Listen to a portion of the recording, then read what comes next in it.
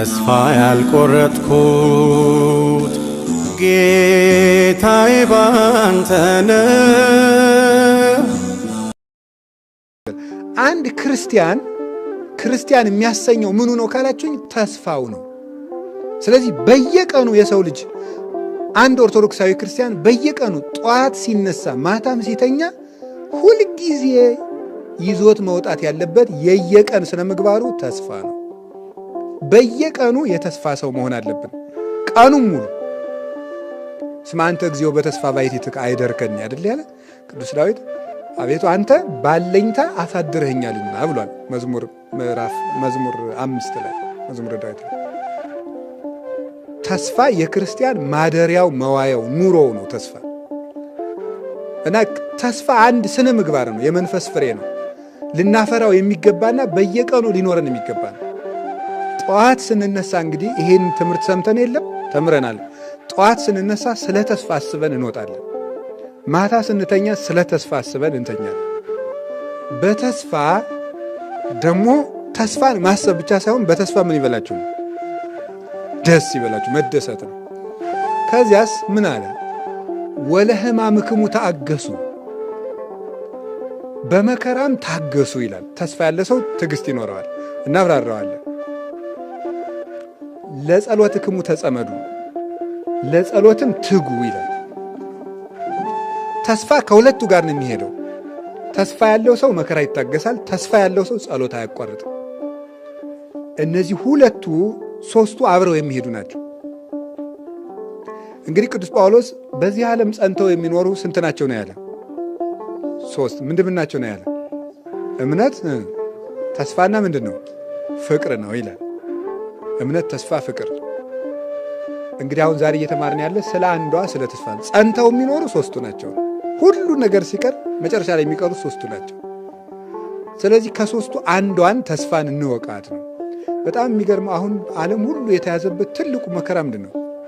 ተስፋ መቁረጥ ነው። ሁሉ ነገር ተስፋ መቁረጥ፣ ሁሉም በቃ ተስፋ ቆርጠን ነው። እና እንዲሁ ስለ ተስፋ አመለካከታችን እንዲለወጥ ነው። ሰው ነገ ያለው ፍጡር ነው፣ ተስፈኛ ፍጡር ነው። ሲጀምር የሰው ልጅ ተፈጥሮ ለተስፋ የተፈጠረ ፍጡር ነው። ሁልጊዜ ለተስፋ ይፈጠር። በተሳሳተ መንገድም እንኳን እንደው በተሳሳተ መንገድም እንደው አይዞህ ምና እንደው እስከ መቼ ነው እንዲህ ነው ብትሉት አንድ ቀን መቼም ይስተካከል ይሆናል የሚለው እንደው ጥሩ ክርስቲያንም ባይሆን መጽሐፍ ቅዱስም ባያውቅ። ምክንያቱም ሰው ተፈጥሮ ለተስፋ ስለተፈጠረ። ሌላው ቀርቶ የሰው ልጅ በተፈጥሮ የሚያስጨንቀው ማን ነው የሚመስላችኋል? ነገ ነው አይደለም? የሰው ልጅ ብቸኛው የሚያስጨንቀው ነገር መጨረሻ ምንድን ነው ነው፣ ወይም መጨረሻ ላይ የምኖረው ማን ጋር ነው። ይሄም ሰው የተስፋ ፍጡር ስለሆነ ሁልጊዜ የሚያስጨንቀው ሰውን የሚያስጨንቁት ከብዙ ነገሮች አንዱ ትናንትና ነገ ናቸው አይደለም? እንዲህ ባላረግ ኖሮ እንዲህ ባላረግ ኖሮ እንዲህ ባላረግ ኖሮ እንዲህ ባላረግ ኖሮ፣ ከዛ ደግሞ እንዲህ ባረግ ኖሮ እንዲህ ባረግ ኖሮ እንዲህ ባረግ ኖሮ ያስጨንቀዋል። ሁለተኛ ደግሞ ነገ ምንድን ነው መሆነው፣ ምን ይመጣብኝ ይሆን የሚለው ያስጨንቀዋል። ይህ ሰው የተስፋ ፍጡር ስለሆነ ነው። የዛሬ ስንት ዓመት እኮ ጥሩ ጸሎተኛ ነበርኩ ይላል። ግን ዛሬ ሰውየው በጣም ተጃጅሎ ነው እንጂ እዛ ጊዜ ደህና ስለሆነ አይደለም። ዛሬ በጣም ስለተጃጃለ ጅልነት ስለጨመረ ትናንት የተሻልኩ ስለሆነ ይመስለዋል እንጂ ትናንትም ጅል ነበር ልላችሁ ፈልጌያለሁ። ግን እሱ ትናንት የተሻልኩ ይመስለዋል። እና ትናንት በጣም ጥሩ ሰው ነበር፣ ትናንት ጸሎተኛ ነበር፣ ትናንት ጸባይ መልካም ነበር፣ ዛሬ ግን ተበላሸው፣ አመሌ ከፋ፣ እንደዚህ ልጅ ይላል። ግን ትናንትም እንደዛ ነበረ። ዛሬ ግን ብሶት ነው ብሶት ነው እንጂ ትናንት የተሻለ ሰው ስለነበር ግን በተሰው ጉዳዩ ግን ኦርቶዶክሳዊ ሰው ግን ምንድን ነው የሚያደርገው? ኦርቶዶክሳዊ ከዛ ትናንትን እንትና ዛሬን ይንቃል፣ ነገን ዛሬን እያቃለለ ደግሞ የሚያስደንቀው ደግሞ ነገር የሚጠብቀው ነገር ዛሬ ተጎልቶ ነገ በቃ የተሻለ ጊዜ መቼም አያለው መቼም እግዚአብሔር መቼም ይሄን ሳያሳየኝ አይገለኝም ይላል። ተጎልቶ ነው እንደዛ የሚለው። ግን ኦርቶዶክሳዊ ሰው ትናንትን ለትናንት ይተዋል፣ ከትናንት ይማራል፣ ዛሬን ይሰራል፣ ነገን በተስፋ ይጠብቃል። ኦርቶዶክሳዊ ሰው እንደዛ ነው። ትናንት መማሪያ ነው። ከክፉም ይማራል፣ ከበጎም ይማራል።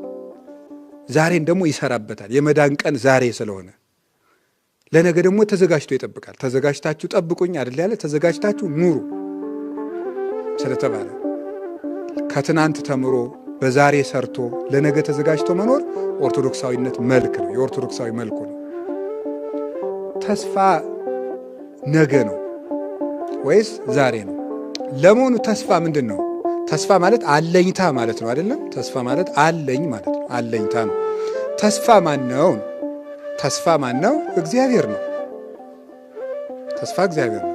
መኑ ውእቱ ተስፋዬ አኮኑ እግዚአብሔር። አሁንስ ተስፋዬ ማን ነው? ማን አይደለም ነው የሚለው? እግዚአብሔር አይደለምን ይላል። አንድ ሰው በእግዚአብሔር የሚያምን በመሆኑ የሚያሳየን በእምነቱ በተስፋውና በፍቅሩ። ተስፋ ሲጎለን ይውላችኋል በሶስቱ የማመናችን ጥቅም በአብ በወልድ በመንፈስ ቅዱስ የማመናችን ጥቅም ምንም አይደለም። ተስፋ ያለው ሰው ነው በሥላሴ እንዳመነ ማረጋገጥ የሚችለው። ስለዚህ ወልድ ተስፋ ይባላል። ለምንድን ነው ከሶስቱ ተስፋ የሚለውን ወልድ የወሰደው? ለምንድን ነው? የነቢያት የተስፋቸውን ፍጻሜ የፈጸመው ማን ስለሆነ ነው? በተለየ አካሉ ተገልጦ ሥጋ ለብሶ የመጣ እሱ ስለሆነ ተስፋ ለወልድ ተሰጥቶ ይተረጎማል እንጂ አብ ተስፋ አይደለም ማለት አይደለም። ሁሉም በሁሉ አሉበት። በአብ እምነትነት ማን አለበት? ወልድ መንፈስ ቅዱስ። በወልድ ተስፋነት ማን አለበት? አብ መንፈስ ቅዱስ። በመንፈስ ቅዱስ ፍቅርነት ማን አሉበት? አብ ወልድ። ሁሉም አሉበት። ግን ተስፋ ለወልድ ተሰጥቶ የሚነገርበት ምክንያት የነቢያትን ቀጠሮ የመዳን ተስፋ የፈጸመው እሱ ስለሆነ ነው። በሥጋ ተገልጦ ሞቶ ተሰቅሎ አስታርቆ ትንቢተ ነቢያትን የፈጸመ የማዕዘኑ ራስ ሆኖ የታየ እሱ ስለሆነ በተለየ አካሉ ሥጋ መልበሱንና ትንቢተ ነቢያትን መፈጸሙን በኋላም ታይቶ ተገልጦ ዋጋ በክበበ ትስብእት ተገልጦ የሚያስረክብ እሱ ስለሆነ ነው። ከዚያ የተነሳ ተስፋ በወልድ ይመሰላል።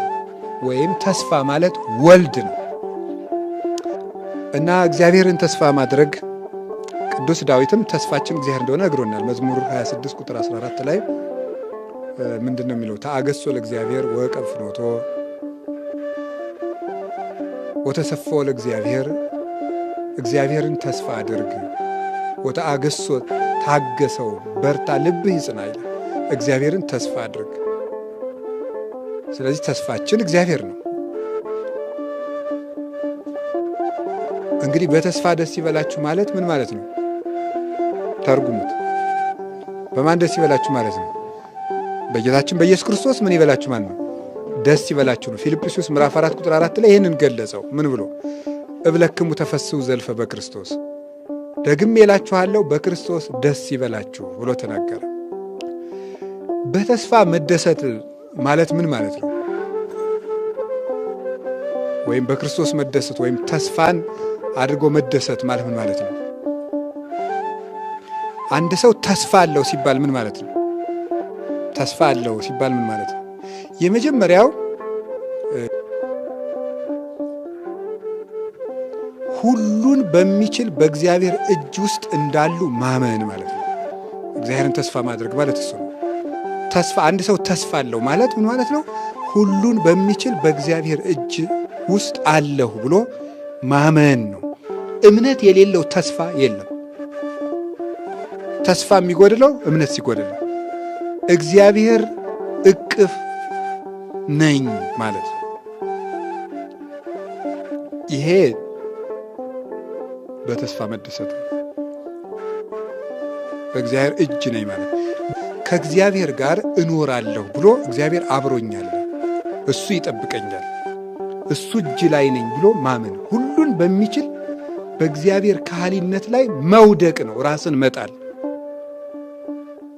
ግድፍ ላይ ለእግዚአብሔር ህሊናከ ወውቱ ይሴሰየከ፣ ህሊናህን በእግዚአብሔር ላይ ጣል ብሏል ቅዱስ ዳዊት። ጣለው፣ ራስን መጣል ለእግዚአብሔር።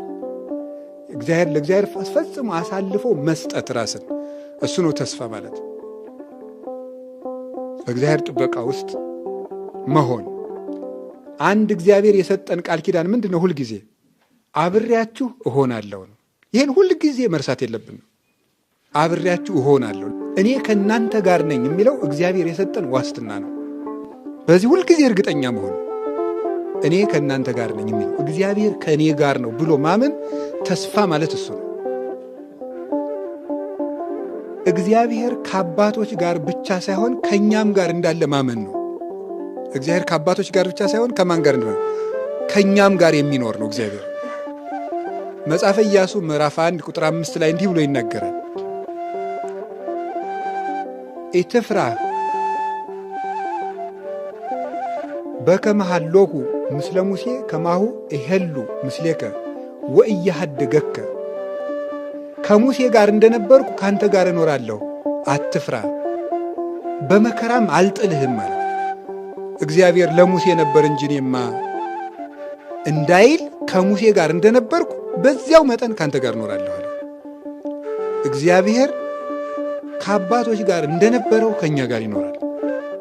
ከትልልቆች ጋር እንደነበረው ከትንንሾች ጋር ይኖራል። እግዚአብሔር ከኛ ጋር ለመሆን ከኛ መስፈርት ፈልጎ አይደለም ከኛ ጋር የሚሆን። ፍጥረቶቹ በመሆናችን አብሮን አለ። ሰው በመሆናችን አብሮን አለ። ክርስቲያን በመሆናችን አብሮን አለ። ፍጥረቶቹ ስለሆን እንደ ማንኛውም ፍጥረት መልቶ አብሮን አለ።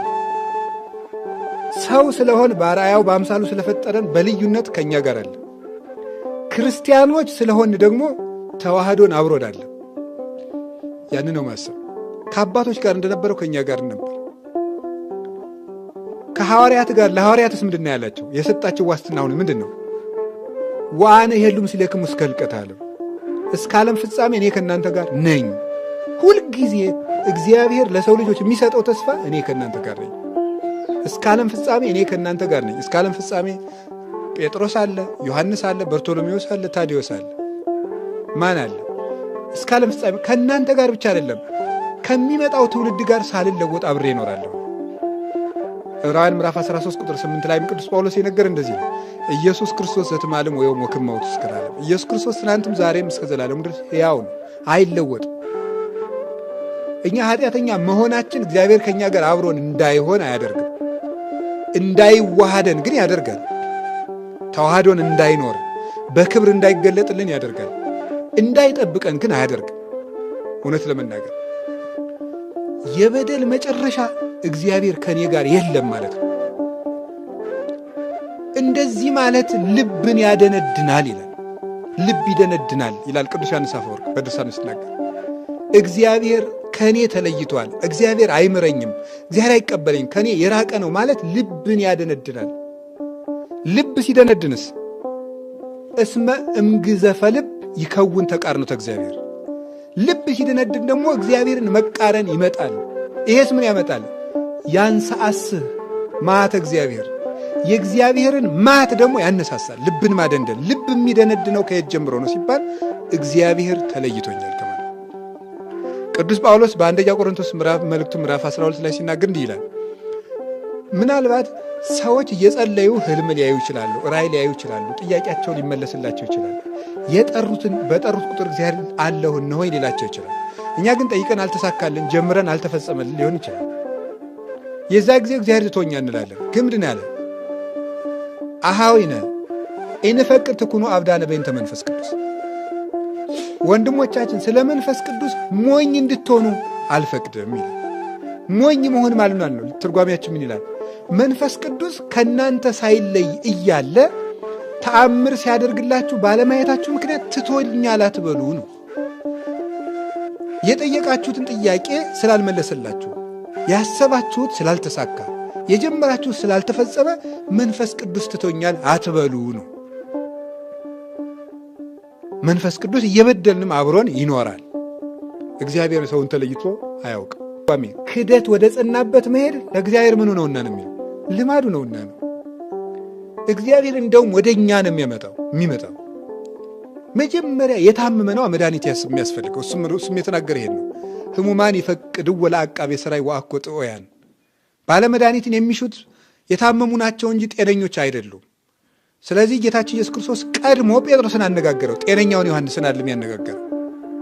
ህመም የጸናበትን ጴጥሮስን አይደል ያለሱስ። ለታመመችው ህዋሳችን የበለጠ እንክብካቤ እናደርግላታለን። ጣቴ ብትታመም እንዳልተኛባት፣ እንዳልሰብራት፣ እንዳላደማት ጋሬጣ የበለጠ ጥንቃቄ፣ ስስ ለሆነው አካላችን የበለጠ እንጠነቀቃለን። ሰው ድንጋይ ቢወረውርበት ቶሎ ብሎ አይኑን የሚጋርደው አይኑን ነው። ለደካማ አካሉ የበለጠ ጥንቃቄ ያደርጋል። ስለዚህ ጌታችን መድኃኒታችን ኢየሱስ ክርስቶስ የበለጠ ለደካሞቹ ጥንቃቄ ያደርጋል፣ እንክብካቤን ያደርጋል። ተስፋ ማለት በእግዚአብሔር እጅ ላይ ነኝ ብሎ መናገር። የእናንተ የራስ ፀጉራችሁ እንኳን የተቆጠረ ነው ይላል። አያችሁ፣ ፀጉራችን ትርፍ አካላችን ነው። ግን ከእናንተ ትርፉ ነው የሚጣል ነገር የለኝም ነው። ሁሉ የኔ ገንዘብ ነው። የእናንተ ጥፍራችሁ ይሁን ፀጉራችሁ ይሁን የኔ ገንዘብ ነው። ቆጥሬ ሰፍሬ ይዛችኋለሁ። እንድትጠፉብኝ አልፈልግም። አሳልፌም አልሰጣችሁም። በእኔ እጅታ በእኔ ጥበቃ ስር ትኖራላችሁ። እጁ ደግሞ ሁሉን የሚችል ነው። እግዚአብሔር እጅ ውስጥ ማደር እና አይለየኝም ማለት እሱ ውስጥ መኖር በጽላሎተ ረድኤቱ እንደሚጋርደን እረኛ ነኝ ብሏል አይደለም? እኔ እረኛችሁ ነኝ፣ እጠብቃችኋለሁ። ምንድነው? ወበጽላሎተ ክነፊከ ምን ብላይ ነው የሚለው? ክድነኒ፣ እንደ አይን ብሌን ጠብቀኝ ነው። አይን በሽፋሽፍት ተጠብቃ የምትኖረውን ያህል ጠብቀኝ ነው። አንዲት ነገር ውልብ ስትል ከሽፋሽፍት ቀድሞ ላይን የሚደርስላት የለም። እንደዚያ ፈጥነህ ጋርደኝ ማለት ነው። ቅዱስ ዳዊት ሰው በእግዚአብሔር ጥግ እንዲህ ተጠግቶ ይኖራል። እግዚአብሔርን ጥግ ማድረግ አብሮኝ ይኖራል ማለት ተስፋ ይባላል። ስለዚህ ሁሉን የሚችል ላይለየን ቃል የገባልን በደልንም አልበደልንም አብሮን የሚኖር ሲኖር ደግሞ የሚችል አባትም አምላክም ስላለን በተስፋ በሉ ደስ ይበላችሁ። በእግዚአብሔር ተስፋ መደሰት ማለት ምን ማለት ነው? በእግዚአብሔር ከሆነ የማይቻሉ ነገሮች ሁሉ ይቻላሉ ነው። ተስፋ ማለት እሱ ነው። በእግዚአብሔር ከሆነ የማይቻሉ ነገሮች ሁሉ ይቻላሉ። ተስፋ እሱ ነው። ከሞተ ሕይወት ይመጣል።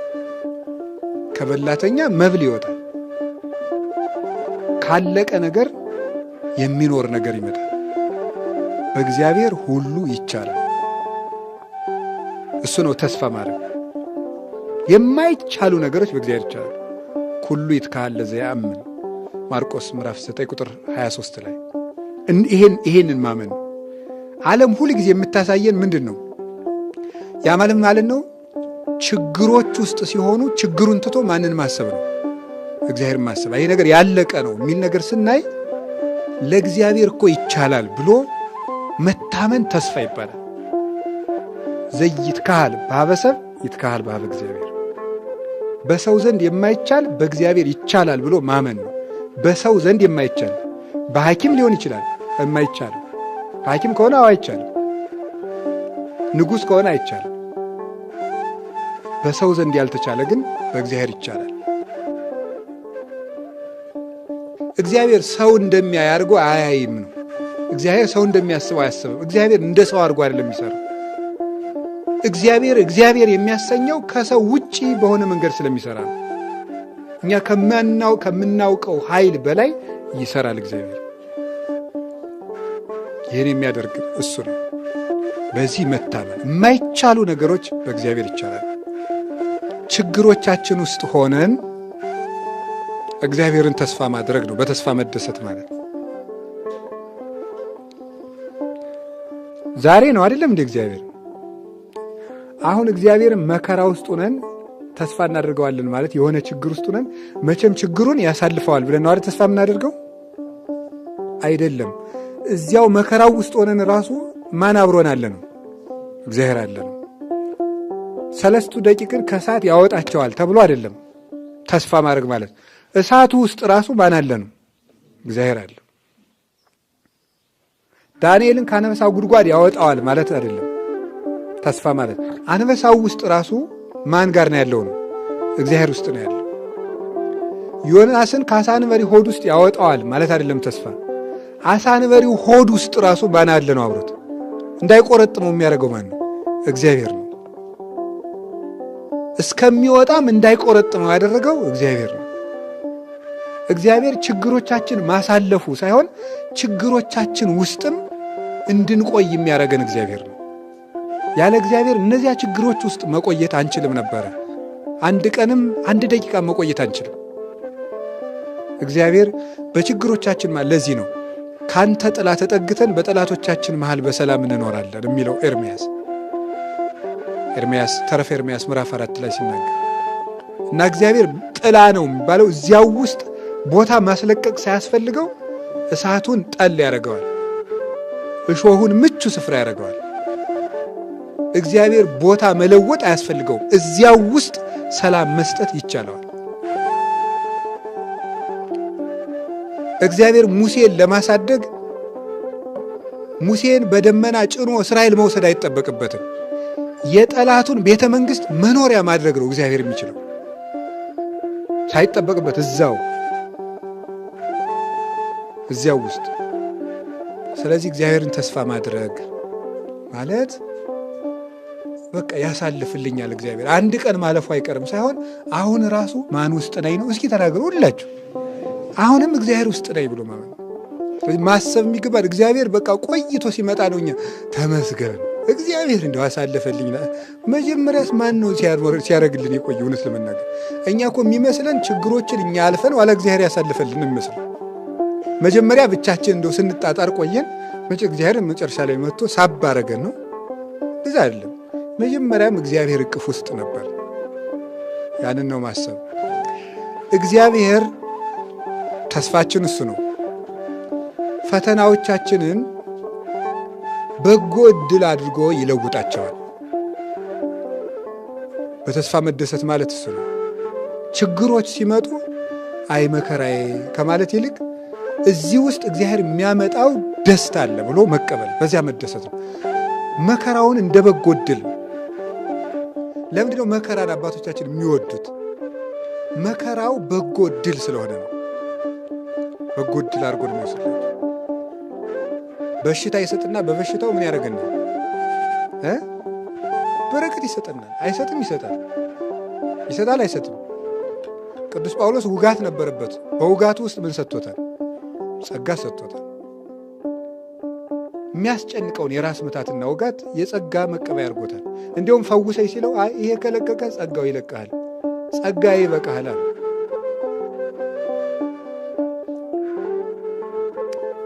እግዚአብሔር የምናነክስበት ነገርም ካመጣ እዚያው ውስጥ ደግሞ ምን ይሰጠናል?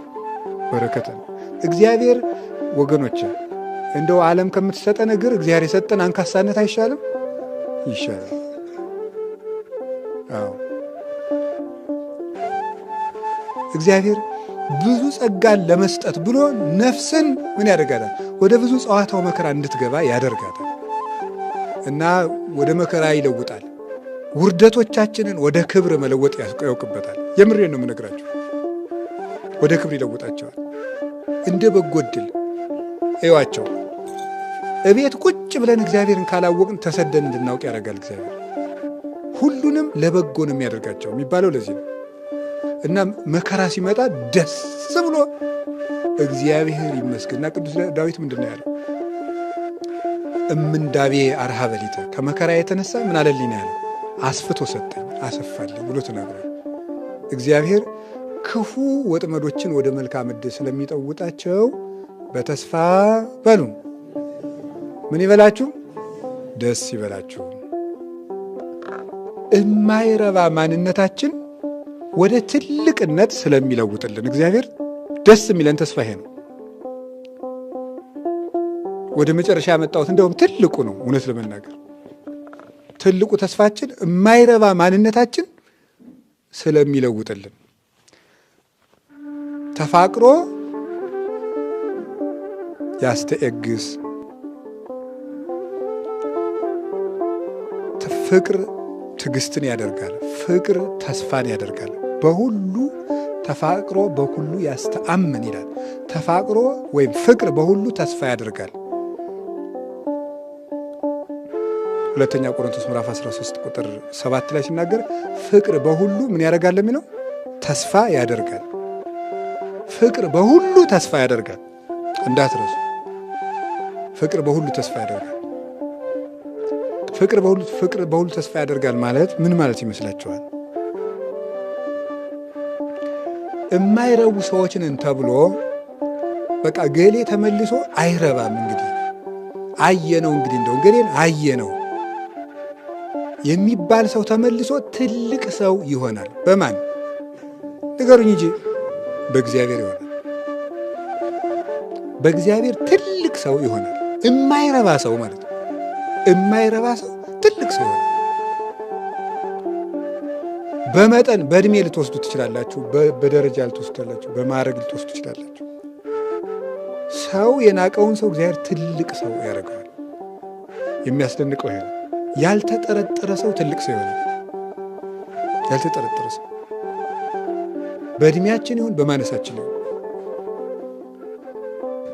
እግዚአብሔር ከማሰነ ማንነት አውጥቶ የትንሣኤ ብርሃን ለማየት ያበቃል። እውነቴን የምነግራችሁ፣ በራሳችሁ ተስፋ አትቁረጡ። እግዚአብሔር ከኃጢአት ጉድጓድ አውጥቶ ሰዎችን ትልቅ ሰው ያደርጋል። ትልቅ ሰው ያደርጋል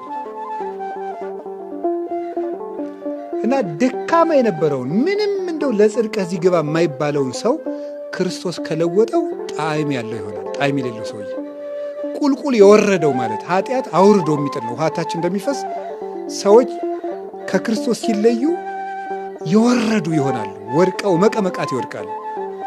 እነዚያ እንደገና ተመልሰው ጣዕም እንዲሰጡ ወርደው የኃጢአት መሰረት የሲኦል መሰረቷ የሆኑ ሰዎች ተመልሰው መዓዛቸው ለሌላው የሚተርፍ ለራሳቸውም ለሌላውም ደስታ የሚሰጡ መሆን ይችላል። ያልተረጋጉ ባካኞች የነበሩትን መልሶ እግዚአብሔር ለሰው ደስታ ጭምር እንዲሰጡ ያደርጋቸዋል። ሰው ጭምር የሚያሰቃዩ ለሰው ረፍት የነሱ ሰዎች ተመልሰው ለሰው ደስታ እንዲሆኑ ማድረግ ይችላል። እግዚአብሔር ነው ይህን የሚያደርገው። የኃጢአት ጥልቅ ውስጥ ሆኖ በዚያ ላይ ድንቁርና ተጨምሮባቸው ገጸ ነፍሳቸው ለእግዚአብሔር የማይታይ ፍጹም ጥቁር ጨለማ የሆኑና ሲኦል የሆኑ ሰዎች ራሱ እግዚአብሔር ውሃው ይሰብሰብ ብሎ በሰበሰበው ጊዜ ለእግዚአብሔር የሚታዩ መልካም ምድር ሆነው ይወጣሉ። ከዚያስ ምን ያደርጋል እግዚአብሔር? ውሃውን ጥልቁን በንስሐ ይሰበስበዋል። መንፈስ ቅዱስ በዚያ ጥልቅ ላይ ሰፎ መታየቱ ምንድን ነው? ድንቁርናም የኃጢአት መቀመቅ ወይም ጥልቅ ውስጥ ያሉ ሰዎችንም መንፈስ ቅዱስ ክንፉን ሰፎ ንስሐ እስኪገቡ ድረስ ያሳስባቸዋል። በቅዱስ ረድኤቱ ይጎበኛቸዋል፣ ያመውቃቸዋል፣ ያሟሙቃቸዋል። ንስሐ እንዲገቡ ያስለቅሳቸዋል፣ ይገፋፋቸዋል። ሞት ትዝ እንዲላቸው ያደርጋቸዋል። ፍርድ ትዝ እንዲላቸው ያደርጋቸዋል። የእግዚአብሔርን ፍቅር አሳስቦ እንዲያለቅሱ ያደርጋቸዋል። ድንገት ያነቃቸዋል። ድንገት ሌሊት ይቀሰቅሳቸዋል። መንፈስ ቅዱስ ምንጊዜም በጥልቁ ላይ ሰፎ ይኖራል። ማለት ጥልቅ ኃጢአት ባለባቸው ሰዎች ላይም መንፈስ ቅዱስ በረድኤቱ ንስሐ ይገቡ ዘንድ ሳይለያቸው ይኖራል። ከዚያ ውሃውን በንስሐ ይሰበስብላቸዋል። ከዚያስ ምን ያደርጋል? ምድር ምን ትበል ይላል? ታብቅል ይላል። እነዚህ ሰዎች እንዲያበቅሉ ወፍሬሁኒ ለመንፈስ ቅዱስ፣ የመንፈስ ቅዱስ ፍሬው ምንድን ነው ይላል? ይታወቃል። ምንድን ነው? ፍቅር፣ ሰላም፣ ሂሩት፣ ትዕግስት። ፍቅርን፣ ትዕግስትን፣ ሰላምን፣ አንድነትን፣ በጎነትን፣ ቸርነትን እንዲያፈሩ ያደርጋቸዋል። ኒ ሀቤ እንቲአየ ሰናይት ርግቤ እስመ አዕይንትኪ ዘርግብ ይላል። አዕይንትኪ ዘርግብ ማለት ይመስላችኋል? ፍቹ አይኖችሽ እንደ ርግብ ነው ይላል። አይኖችሽ እንደ ርግብ ነው ማለት መንፈስ ቅዱስ በጥልቅ ኃጢአት ውስጥ ባለ ሰውነት ላይ ሰፎ ይኖርና ያንን ሰው ወደ ንስሐ ከመለሰው በኋላ መልሶ እንደማን እንዲያይ ያደርገዋል ማለት ነው። እንደ መንፈስ ቅዱስ እንዲያይ ያደርገዋል ማለት ነው። እንደ መንፈስ ቅዱስ እስራኤል ማለት ነጻሪ ከማምላኩ ካህሊ ከማምላኩ ማለት ነው ይላሉ አባቶቻችን። እንደ መንፈስ ቅዱስ አጥርቶ የሚያይ ያደርገዋል። ኃላፊያትን መጻያትን የሚያውቅ የሰማይና የምድር መጋረጃ ዘመንን ከማየት የማይከለክለው እግዚአብሔርን እያየ የሚደሰት ያደርገዋል። ይህ የንስሐ ኃይል ነው። እግዚአብሔር የማይረቡ ሰዎችን መልሶ እንዲረቡ አድርጓቸዋል። እኔ እና ከሁለት ነገር እንድንጠነቀቅ ነው። በተስፋ ደስ ይበላችሁ በሉ። አንደኛው በራሳችን ተስፋ ከመቁረጥ እንድንድን ነው። እውነት ለመናገር ማለት ሰይጣን በምድር ላይ የሚወደው ትልቁ ኃጢአት ተስፋ መቁረጥ ነው። ተስፋ የቆረጠ ሰው አይመለስልኝም ብሎ ስለሚያስብ፣ አይመለስም ወደ ጽድቅ ብሎ ስለሚያስብ። ሁለተኛው እኔ ማሳሰብ የፈለግኩት ምንድን ነው? በሰዎች ተስፋ እንዳንቆርጥ። እንዲሁ እገሌ አይረባም ማለት ማቆም አለብን። ሰማችሁኝ? ጠበቅነው አየነው እገሌ አይረባም አይባልም። ሰው አይረባም ያለውን ማን እንዲረባ ያደርገዋል? መቼ ሊያደርገው ይችላል? መጨረሻ ላይስ ቢሆን በመጀመሪያው ዓመት መጣ ፍሬ አላገኘ ማለት በወጣትነታችን ነው። አሁንም ደግሞ እንግዲህ እነዚህ ሰዎች ታገስኳቸው፣ እንግዲህ 20 ዓመት ታገስኳቸው፣ ምንም በ20 ዓመታቸው ፍሬ አላገኘኋቸው አይረቡም አይልም። አሁን እናንተ አንድን ሰው 20 ዓመት ለፍታችሁበት እንደው እንግዲህ ይረባል ትላላችሁ? አንልም። 20 ቀንም የሚናገር የለም። ከዚያስ ሁለተኛው ዓመት መጣ፣ በጉልማሳነት መጣ። ከ40 እስከ 60 ዓመት ደግሞ አሁንም ቢሆን መምጣቱን አያቆምም እሱ። እዚህም ውስጥ ፍሬ አላገኘም። አንድ ሰው 60 ዓመት ሙሉ ለፍታችሁበት እንዴት ተስፋ ትጥሩበታላችሁ? ከዚያስ ሶስተኛው ዓመት ላይ መጣ። ከ60 ዓመት በላይ ባለው በሽምግልና ዘመንም እግዚአብሔር በእኛ ላይ ሁልጊዜ መመላለስን አያውቁም። አርጅቷል እንደው ብሎ እንግዲህ አርጅቶ እንግዲህ አይረባም አይልም። በስተርጅና ይመጣል። መጥቶ ደግሞ መጨረሻ ላይም ቢሆን ይመክረናል። ይኸው ሲወለድ ንጹሕ ሆኖ ተወልዶ በሕፃንነቱ ያልተስተካከለውን፣ ወጣቱን ያልተስተካከለውን፣ ጉልማሳውን ያልተስተካከለውን፣ ኑሮ ያልተስተካከለውን ወንበዴ እኮ ሲሞትም ቢሆን መለሰው አይደለም? ሲሞት ራሱ መለሰው። እስከምንሞትባት ነፍሳችን እስከምትወጣ ድረስ ክርስቶስ ከእኛ መምጣቱን አያውቁም። ነፍሳችን እስከሚወጣ ድረስ መድኃኔዓለም እኛን ከመፈለግ የሰለቸበት ጊዜ የለም። ልጅ እያለን ይፈልገን ነበር፣ ወጣት እያለን ይፈልገን ነበር፣ ጉልማሳ እያለን ይፈልገን ነበር፣ አርጅተን ይፈልገናል፣ እስከምንሞት ይፈልገናል። ይህ ትልቅ ተስፋችን ነው። እውነት ልንገራችሁ፣ እኔም እንደ ራሴ እናንተም ሁላችሁም በራሳችን ተስፋ የለንም። ሁልጊዜ ግን ስለሚፈልገን በዚህ ደስተኞች ነው። ሁልጊዜ ይፈልገናል። የሰው ልጅ የጠፋውን ምን ሊያደርግ መጥቷል? በቃ በጣም ነው የሚገርም። አይገርማችሁም? ይሄ እኮ ትልቅ ተስፋችን ነው። የሰው ልጅ የጠፋውን ሊፈልግ መጥቷል ማለት ነው። እስኪ እኔ ራሴ ምንድን ነው ብላችሁ አስቡ። የጠፋሁ ነኝ ብላችሁ አስቡ። እስኪ የጠፋሁ ነኝ በሉ እስኪ። ግን አሁን ምን ያደርግልናል? ብንጠፋ እንኳን ማለት ነው። እንዲህ መጥፋት እኮ አለመኖር ማለት ነው። ብንጠፋ ራሱ እግዚአብሔር ይፈልገናል። የሉቃስ ወንጌል ምዕራፍ 15 ላይ ያለው ምንድን ነው? ያ ዕቃ ጠፍቷት የምትፈልገው ሰው ምንድን ነው? መኖር እኮ ቢያንስ እንደው በቁሙ ኑሮ መበላሸት አለ። መጥፋት እኮ አለመኖር ነው። ፈጽሞ እግዚአብሔራዊ መልካችን ጠፍቶ ሌላ ቁስ እስከምንሆን ድረስ ነው ማሰብ ያቆምን ሰዎች እስከምንሆን ድረስ። እስከዚያ እንኳን ብንወርድ እግዚአብሔር ይፈልገናል። እግዚአብሔር ከፈለገኝ እኔ ሰው ባይፈልገኝ ባይፈልገኝ ስለሚፈልገን በተስፋ በሉ አቤት። ዓለም የሚፈልጉትን ምን ያደርጋል? ይፈልጋል። እግዚአብሔር የማይፈልጉትን ይፈልጋል። የማይፈልጉትን ጭምር ነው የፈለገ እኮ። ይህ ውስጥ ለሚቸነክሩ እጆች እኮ ነው አባ ስራይ ሎሙ እያለ የጸለየላቸው ለሚወጉት እጆች። እና በእግዚአብሔር ተፈላጊ ነኝ ማለት ሁልጊዜ ብርታት የሚሆን ጉልበት ነው። ተስፋ የምናደርገው ለምንድን ነው? መንግስቱን ስለሚያወርሰን ተስፋ እናደርገዋለን። ተስፋችን ያ ነው እንግዲህ የምንጠባበቀው። መንግስቱን ያወርሰናል።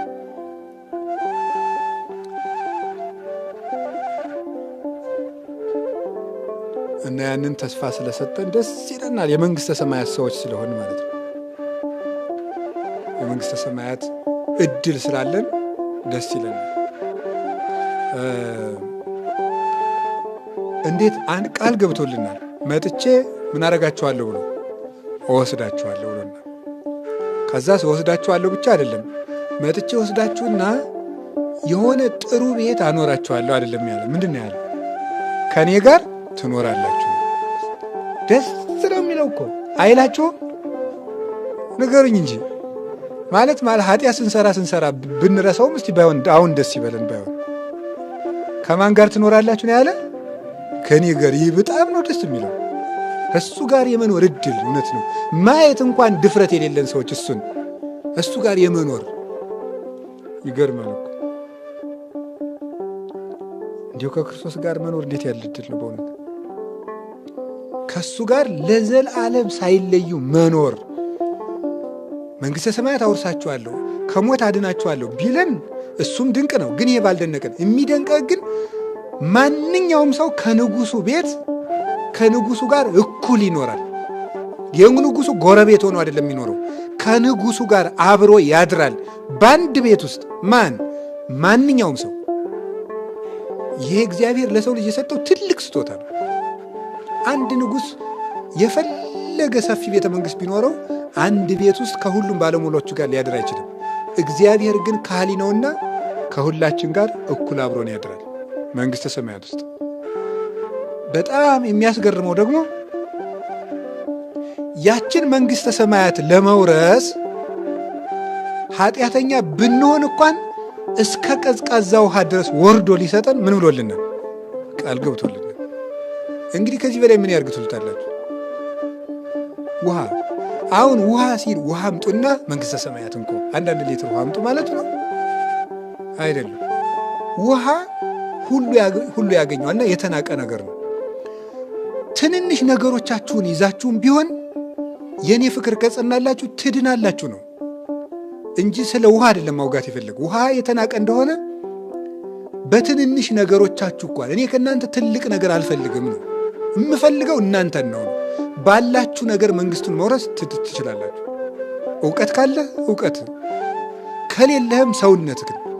ሀብት ካለ በሀብት መጽው ተሰጠ ለክርስቶስ ሁሉን ተተ ከሌለህም ምስጋናህን አመስግን። ውሃን ሁሉ ያገኘዋል። ሁሉ ሰው በሚያገኘው በመጠኑ መንግሥተ ሰማያት ትሰጠዋለች። መንግሥተ ሰማያት በመካከላችሁ ናት። መንግሥተ ሰማያት እሰ ይብልዋ ነያ ከያክ ወነያ ዘየ መንግሥተ እግዚአብሔር እሰ ነያ ማእከሌክሙ ሉቃስ 17 ቁጥር 21 ላይ መንግሥተ ሰማያት ክንፍ ኖሯት በራ ግን ኖሯት ተሽከርክራ አትመጣም። መንግሥተ ሰማያት በመካከላችሁ ናት። በመካከላችሁ ናት ማለት በእነማን? በእነ ገብረ ሥላሴ በእነ ወለተ ሥላሴ። በማንም ሰው ቆርቆሮ ቤት ካለው በቆርቆሮ ቤቱ፣ ጎጆ ቤት ካለው በጎጆ፣ ረጅም ሰው ከሆነ በዛው፣ አጭር ከሆነ በዛው፣ ደካማም ከሆነ በድክመቱ በመጠኑ ልክ መንግሥተ ሰማያትን ሊያወርሰው እግዚአብሔር ፈቃደኛ ነው ለሰው። የእንጦንስን ያህል ሳትጋደል፣ የጊዮርጊስን ያህል ሳትፈጭ፣ የጳውሎስን ያህል አንገት ሳይቆረጥ፣ የጴጥሮስን ያህል ተዘቅዝቀ ሳትሰቀል አይለው። በመጠኑ መንግሥቱን ያወርሰዋል።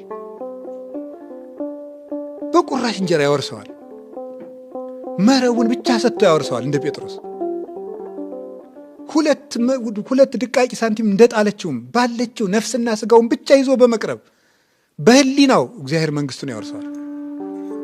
ለድሃው እንደ ድህነቱ፣ ለሀብቱ እንደ ሀብትነቱ እንደዚህ አድርጎ የሚሰጥበት መንግሥት የእግዚአብሔር መንግሥት ብቻ ነው ዘመዶች። ሌላው መንግሥት ላለው ይሰጣል፣ ለሌለው ፊት ያዞራል። የእግዚአብሔር መንግሥት ግን ለሁሉ ይሆናል።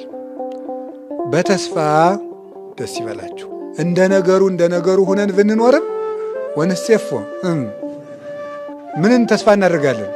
ትንሣኤን ሙታንን ተስፋ እናደርጋለን። በዚህ ዓለም ስንሞላ ስንጎድል፣ ስንወጣ ስንወርድ፣ ስንርቅ ስንቀርብ እንኖራለን። ግን አዝማነ መንግሥተ ሰማያትን ሀዩ ከመመላእክትን ተስፋ አድርገን እንኖራለን። ክርስቶስን ለዚች ምድር ብቻ ተስፋ ካደረግነው ከሰው የባስን ምስኪኖች እኛ ነን። የምግብ ጊዜም ያልፋል አይደል? የረሃብ ጊዜም ያልፋል። የጤንነት ጊዜም ያልፋል። ሕመምም ያልፋል። እስራትም ያልፋል። ነፃነትም ያልፋል። የማያልፍ መንግሥተ ሰማያት ግን አለ። ያችን በቸርነቱ ለማየት ያብቃን።